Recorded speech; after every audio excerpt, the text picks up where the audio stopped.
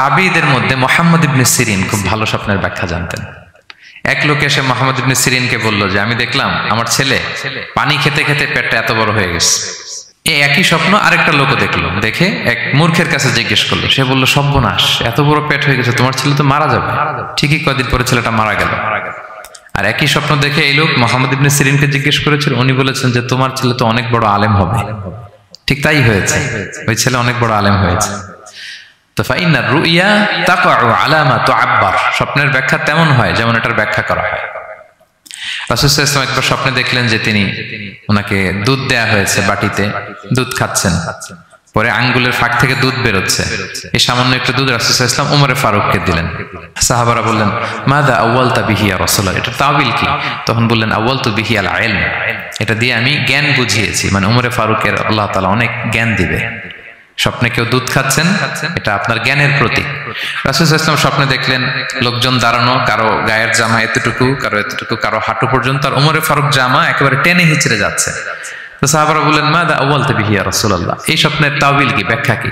রাসূল সাল্লাল্লাহু আলাইহি ওয়াসাল্লাম বললেন আউয়ালতু বিহি আদ-দীন আত-তাকওয়া, এটা দ্বারা আমি দিনদারি বুঝিয়েছি, মানে ওমরে ফারুকের দিনদারি অনেক বেশি। স্বপ্নে কেউ ছোট জামা দেখলে তার দিনদারি কমতেছে, এটার একটা আলামত। তো এই জন্য হুট করে স্বপ্নের কথা কাউকে শেয়ার করতে নেই। রাসূল সাল্লাল্লাহু আলাইহি ওয়াসাল্লাম ফজরের সালাতের পরে মসজিদে নববীতে সালাম ফিরিয়ে সাহাবাদের দিকে মুখ ফিরিয়ে বসতেন, তাসবিহ পড়তেন, এরপর জিজ্ঞেস করতেন হাল রাআ আহাদুম মিনকুম আল বারিহাতা রুইয়া, গত রাতে কেউ কোনো স্বপ্ন টপ্ন দেখেছে নাকি? তো তখন সাহাবারা এই স্বপ্ন বলতেন, রাসূল সাল্লাল্লাহু আলাইহি ওয়াসাল্লাম ব্যাখ্যা করতেন। সুবহানাল্লাহ, কত সৌভাগ্যবান ছিলেন তারা। তাহলে স্বপ্ন বলা যাবে নাকি কাউকে?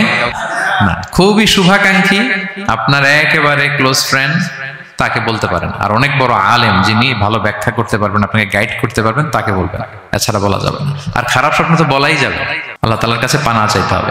তাহলে ঘুমিয়ে ঘুমিয়ে যেটা দেখি এটা কারোর কাছে বলা যাবে না।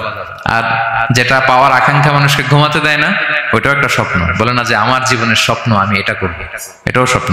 এই ভিশনও শেয়ার করা যাবে না কারোর সাথে। আপনারা তো ব্যবসায়ী মানুষ, টিপস শিখাই দেয় কিছু। বিশাল বড় একটা কিছু প্রজেক্ট নিছেন, শুরু করার আগে আপনি বলে ফেলছেন শেষ, আর এটা হবে না। দেখবেন যে এখান থেকে কনস্পিরেসি, ওইখান থেকে শত্রুতা, ওইদিকে এটা করছে ওইটা করছে, আপনি আর আগাতেই পারবেন না। দুঃখজনক হলেও সত্য, আমরা বাংলাদেশিরা তো এগুলো তো অভ্যস্ত। সবার মধ্যে কম বেশি জেলাসি কাজ করে ন্যাচারালি, আমাদের বাংলাদেশিদের এটা আরো বেশি।